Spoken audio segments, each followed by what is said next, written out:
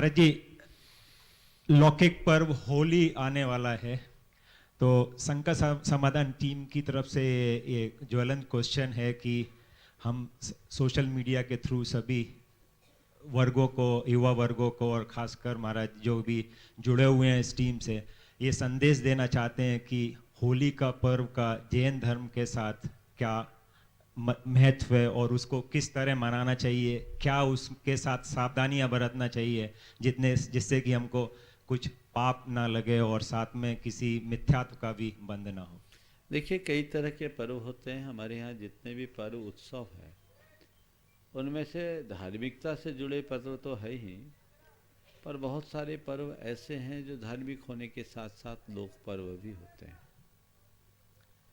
वैदिक मान्यता के अनुसार हिरण्यकश्यप के आतंक से बचाने के लिए प्रहलाद को और प्रहलाद की जलाने के लिए जो उन्होंने होलिका के माध्यम से उन्हें नष्ट करने का प्रयास किया, और उसी होलिका के चादर से प्रहलाद की सुरक्षा हुई और लोग उस कारण से इतनी सारा अग्नि जलाते हैं, जगह जगह होलिका के दहन का कार्य करते हैं। जैन धर्म के अनुसार इस तरह की कोई मान्यता नहीं है कि किसी होलिका को इस तरीके से जलाया जाए। जैन धर्म के अनुसार आज अगर आप किसी का दहन करते भी हैं तो वह एक प्रकार से पाप का कारण बनता है, संकल्पी हिंसा का कारण बनता है।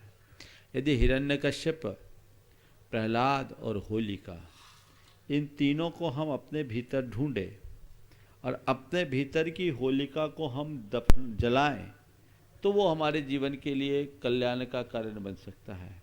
हिरण्यकश्यप है हमारे भीतर का मिथ्या अभिमान।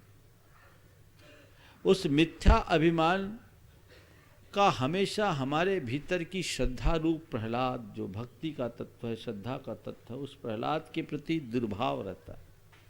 वह प्रहलाद को आतंकित करना चाहता है और वो प्रहलाद को रास्ते से दूर करने के लिए कुमति नाम की होलिका का प्रयोग करता है। और कुमति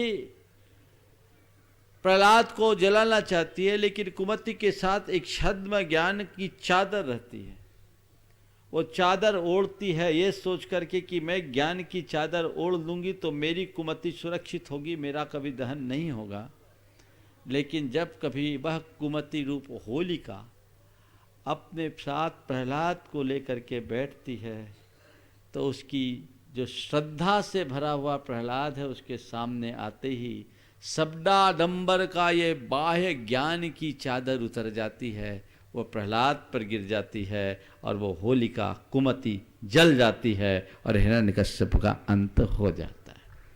अगर इस आध्यात्मिक संदर्भ में हम इस होलिका के प्रसंग को ले तो हम ये कह सकते हैं कि अपने भीतर की होलिका का दहन करो।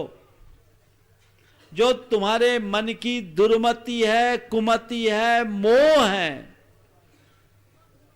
जिसके कारण तुम्हारे अंदर का मिथ्यात्व फलता फूलता है, जिसके कारण आज तुम्हारे धर्म निष्ठा के प्रहलाद पर आँच आ रही है, उसे सुरक्षित करो और इस मिथ्या अभिमान के हिरण्यकश्यप का सदा सदा के लिए अंत करो।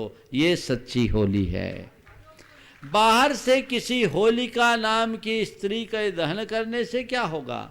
होलिका तो तुम्हारे भीतर बैठी, उसे जलाओ। और उसे जलाने के लिए किसी ईंधन की जरूरत नहीं है। उस होलिका को भस्म करने के लिए किसी ईंधन की जरूरत नहीं है, केवल भीतर इच्छन की जरूरत है। अपने भीतर अपना अंतर निरीक्षण करो, अपने भीतर झांक करके देखो और थोड़ा अंतर मंथन करो, आत्मदृष्टि का संघर्षण करो। एक ऐसी ज्ञान की आग प्रकट होगी जो एक पल में उस होलिका को खाक कर देगी, बिना धुआं के राख कर देगी। वो होलिका, ऐसी होली आप मनाइए। जैन धर्म में इसलिए ये अग्नि जलाने वाली होली का विधान जैन धर्म में नहीं है। पर दूसरी तरफ होली एक लोक पर्व भी है और जैन धर्म किसी भी लोक पर्व का निषेध नहीं करता, क्योंकि पर्व और उत्सव हमारी सांस्कृतिक पहचान है। इनके कारण हम अपने लोक परंपराओं और संस्कृति का ज्ञान पाते हैं। इनसे हमारे हृदय में एक नया राव प्रकट होता है और वह राव हमें हमारी संस्कृति से जोड़ता है, हमारी परंपराओं से जोड़ता है, एक दूसरे से घुलने मिलने का अवसर देता है। इसलिए लोक पर्व है। और लोक पर्व कैसा है? अलग अलग रंग लगाते, एक ही व्यक्ति के ऊपर 25 प्रकार के रंग लगाते तो भी वो स्वीकार कर लेता है। जो रंग लगाओ, काला, पीला, नीला, गुलाबी, कच्चा, पक्का रंग आप बोलते हैं ना, तो वो सब प्रकार के रंग एक ही व्यक्ति के ऊपर लगा दिया, जिस बात का प्रतीक है कि अपने जीवन में कुछ अच्छा करना चाहते हो तो सब रंग में रंग जाओ, जीवन उज्जवल बन जाएगा। ये लोक पर्व है।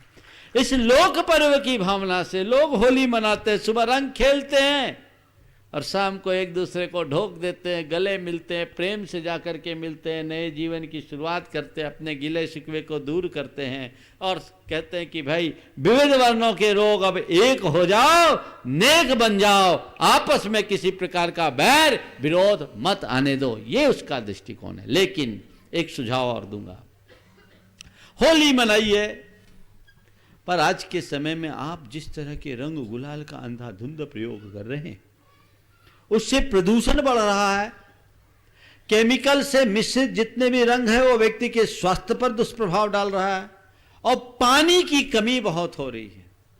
तो मैं आपसे कहूंगा प्रतीकात्मक होली खेलिए, सूखी होली खेलिए, गुलाल के माध्यम से आप काम कीजिए, अपनी भावनाओं को संप्रेषित कीजिए।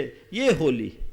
और मैं उन लोगों को भी एक सुझाव देना चाहूँगा जो अपनी धार्मिक आस्था के निमित्त से अग्नि जला करके जो अपनी भाव करते हैं। हर परंपरा की अपनी अपनी आस्थाएं हैं, पर मैं ये कहूँगा कि वर्तमान में लकड़ी हमारे लिए बहुत मूल्यवान है और वन बहुत दुर्लभ हो गए। तो एक नई सोच के साथ अगर लोग ये शुरुआत करें तो पूरे विश्व के लिए बहुत अच्छा संदेश जाएगा कि प्रतीकात्मक होलिका दहन करें। 4 जगह के लोग मिलकर के एक जगह कर लें, आपकी धार्मिक परंपराओं का निर्वाह भी हो जाएगा और प्रदूषण से भी देश बच जाएगा। तो मेरा आज के संदर्भ में, होली के संदर्भ में सबसे यही संदेश है कि आप होली यानी एकदम, होली को अंग्रेजी में पवित्र कहते हैं, पवित्रता के साथ मनाइए, उसके मूल भाव को समझिए। एक लोक पर्व है और एक ऐसा लोक पर्व जो हमारे जीवन में प्रेम का आलोक भरने वाला पर्व है। सबके भीतर वैसा प्रेम भाव जगे, मन में किसी तरह की खींचातानी ना हो। होली के दिनों में जो मद्यपान आदि की प्रवृत्ति है, नशा करने की प्रवृत्ति, उनसे लोगों को बाज आना चाहिए। हमारी जो सांस्कृतिक परंपराएं हैं उनके अनुरूप करें। और सबसे उत्तम तो वो होगा जब आप पूरी तरह से प्राकृतिक रंगों का प्रयोग करें। प्रकृति ने उपहार दिया। देखो अभी टेसू के फूल फूलते हैं, पलाश के फूल फूलते हैं, उनके रंग, सरसों के फूल हैं और विभिन्न प्रकार के फूल हैं, उनके रंग हैं। आप जो भी प्रयोग करें वो हर्बल, वो आपके शरीर के लिए एक प्रकार का टॉनिक होगा, एक औषधि है। पहले तो यही होती थी, ये तो आजकल आ गए हैं केमिकल जो पूरे शरीर को तहस नहस करता है।